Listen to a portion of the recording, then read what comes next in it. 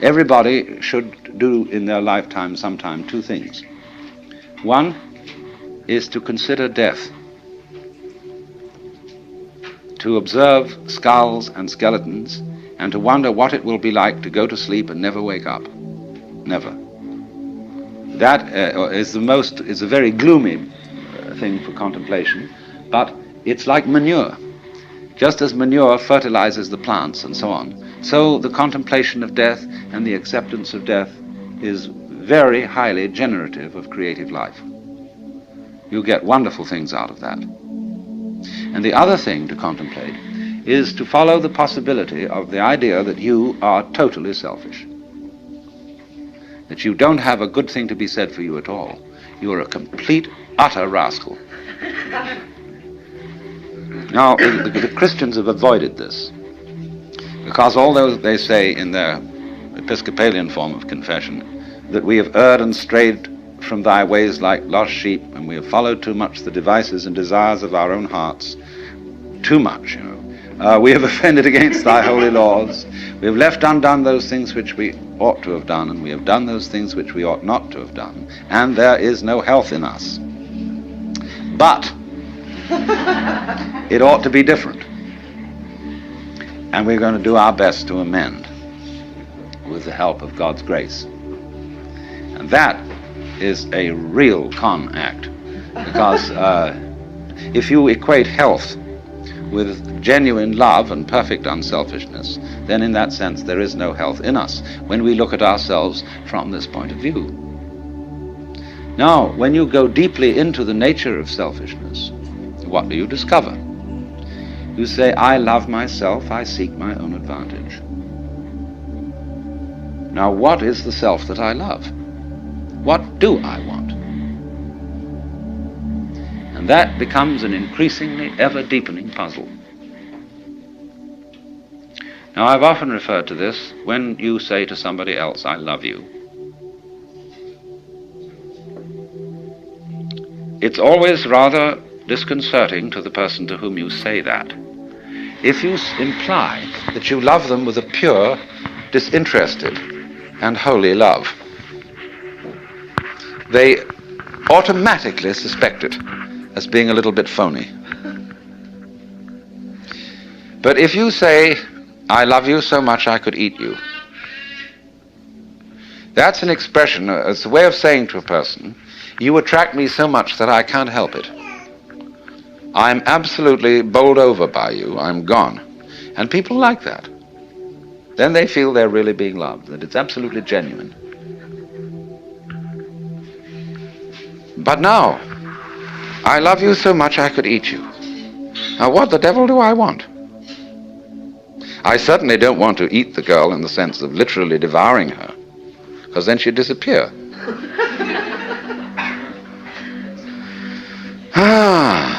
But I love myself. And what is me? In what way do I know me? When it suddenly occurs to me that I know me only in terms of you. See, when I think of anything that I know and that I like, then it's always something that can be viewed as other than me. I can never get to look at me, real me. It's always behind. It's always hidden. And I really don't know it well enough to know whether I love it or not. Maybe I don't. Maybe it's an appalling mess. But certainly the things I do love and that I want from a selfish point of view, when I really think about them, they're all something else that's in a way outside me. Now, we saw that there is a reciprocity, a total mutual interdependence between what we call the self and what we call the other. That's the warp and the woof. And so, if you are perfectly honest about loving yourself,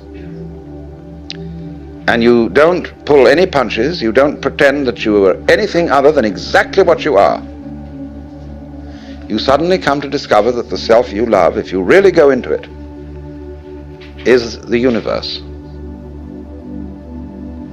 You don't like all of it. You're selective about it, as we saw in the beginning. Perception is selection.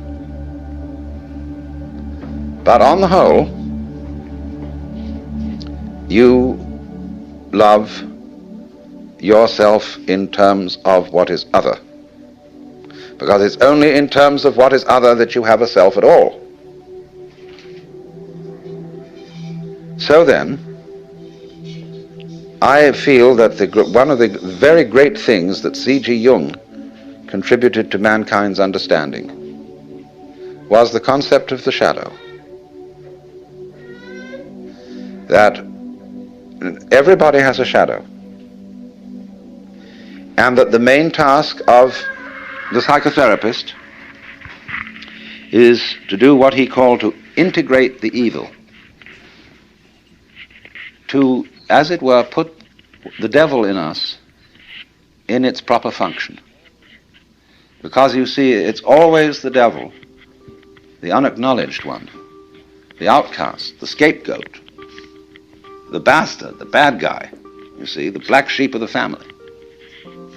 It's always from that point, which we could call the fly in the ointment, you see, that generation comes. In other words, in the same way as in the drama, to have the play, it's necessary to introduce a villain. It's necessary to introduce a certain element of trouble. So, in the whole scheme of life, there has to be the shadow, because without the shadow there can't be the substance. So this is why there is a very strange association between crime and all naughty things and holiness. You see, holiness is way beyond being good. Good people aren't necessarily holy people. A holy person is one who is whole, who has, as it were, reconciled his opposites. And so there's always something slightly scary about holy people. And other people react to them in very strange ways. They can't make up their minds whether they're saints or devils. And so holy people have throughout history always created a great deal of trouble, along with their creative results. Take Jesus, for example. Trouble that Jesus created is absolutely incalculable. Think of the Crusades, the Inquisition, the heaven only knows what's gone on in the name of Jesus. Very remarkable. Freud's a big troublemaker, as well as a great healer, you see. It all goes together. So the holy person is scary, because he is like the earthquakes, or better still, he's like the ocean. See, the ocean on a lovely sunny day, you can say, oh, isn't that gorgeous? And you can go into it and relax and float around. But boy, when the storm comes, does that thing get mad. It's terrifying. So there is in us the ocean, you see. And Jung felt that the whole point was to bring the two together, and by a kind of a fantastic honesty, to penetrate one's own motivations to the depths. Jung had a tremendous humor, and he knew that nobody can be completely honest. That you will try and you'll have a great deal of success in exploring your motivations and your dark, unconscious depths. But there will be a certain point at which you will say, well, I've had enough of that. You know. And do you see how, in a strange way, there's a certain sanity in that? When a person indulges in a certain kind of duplicity, of deception, there is something, you all laughed when I said that, there was something humorous about it. And this humor is a very funny thing. Basically, humor is an attitude of laughter about oneself. There is malicious humor, which is laughing at other people. But real deep humor is laughter at oneself. Now, why fundamentally do you laugh about yourself? What makes you laugh about yourself? Isn't it because you know that there is a big difference between what goes on the outside and what goes on the inside. That if I hint, you see, that your inside is the opposite of your outside, it makes people laugh. If I don't do it unkindly. If I get up in the attitude of a preacher and say, you're a bunch of miserable sinners and you ought to be different, nobody laughs. But if I say, well, after all, boys will be boys and girls will be girls, and we all know, then people laugh. Now, you see, what's happening when we do that? Now, I passed you around a lot of embroidery to look at before we started. And I'm perfectly sure that you got the point. That there's a big difference between the front and the back. In some forms of embroidery, the back is very different from the front because people take shortcuts. In the front, everything is orderly, and it is supposed to be kind of messy on the back side. See, which side will you wear? You've got to be sure you get the front in the front, have the back in the back. The back has all the little tricks in it, all the shortcuts, all the lowdown that people don't acknowledge, see? And it's exactly the same with the way we live. You know, like sweeping the dust under the carpet in a hurry just before the guests come. I mean, we do ever so many things like that. And if you don't do it, if you don't think you do it, and you think, well, really, my embroidery is the same on both sides, see? Well, you're deceiving yourself. Because what you're doing is you're taking the shortcuts in another dimension, which you're keeping out of consciousness. Everybody takes the shortcuts. Everybody plays tricks. Everybody has in himself an element of duplicity, of deception. Because you see, from this point of view that I'm discussing, where the web is the trap, to be is to deceive.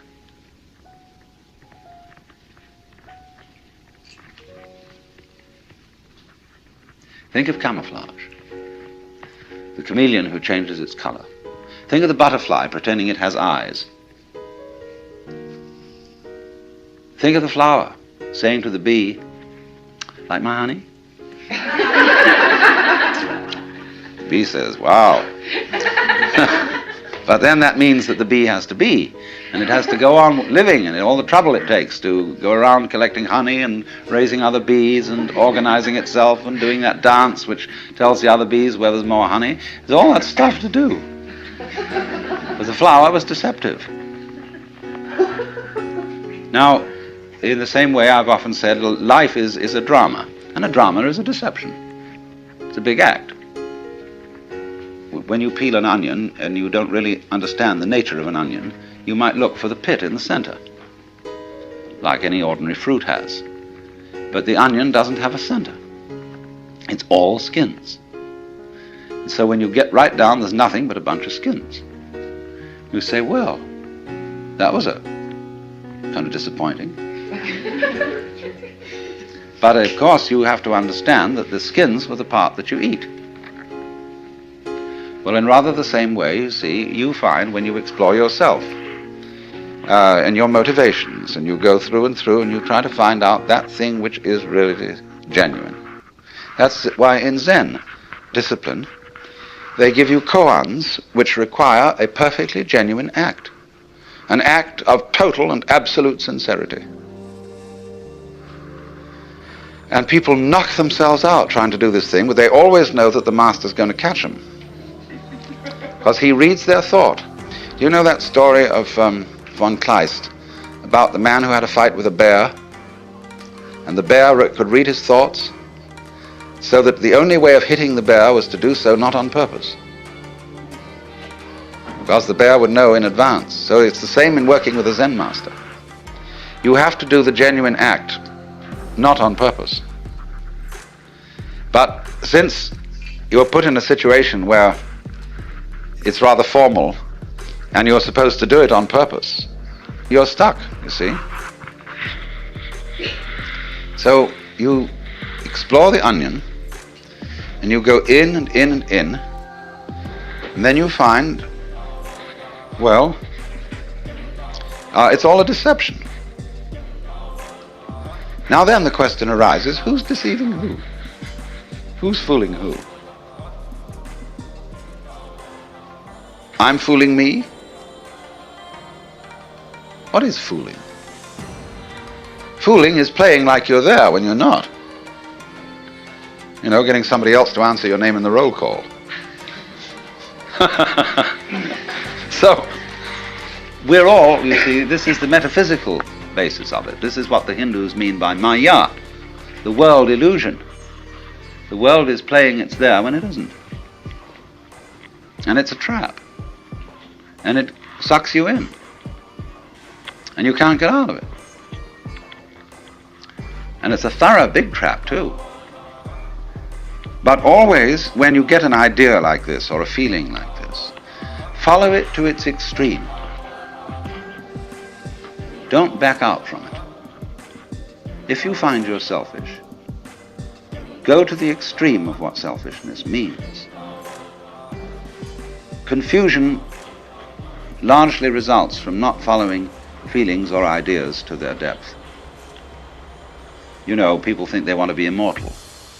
They'd like to live forever. Do you really want to do that? Think about it. Really go into it, what it would be like. People say they want this, that, and the other. They want this kind of car, they want this kind of dress, or so on, and this much money, and so on. It's always a good idea to think it right through. What it would involve to be in that situation, to have those desires fulfilled. Also, when you form a relationship to another person, think it through too. You see? How inconvenient could they be? However attractive. And always turn the embroidery round and look at the underside, but don't get caught doing it. See, that's something one does on the side in secret, because otherwise you play the game that everything is as it's supposed to be on the front. But that makes you humorous, and that makes you human.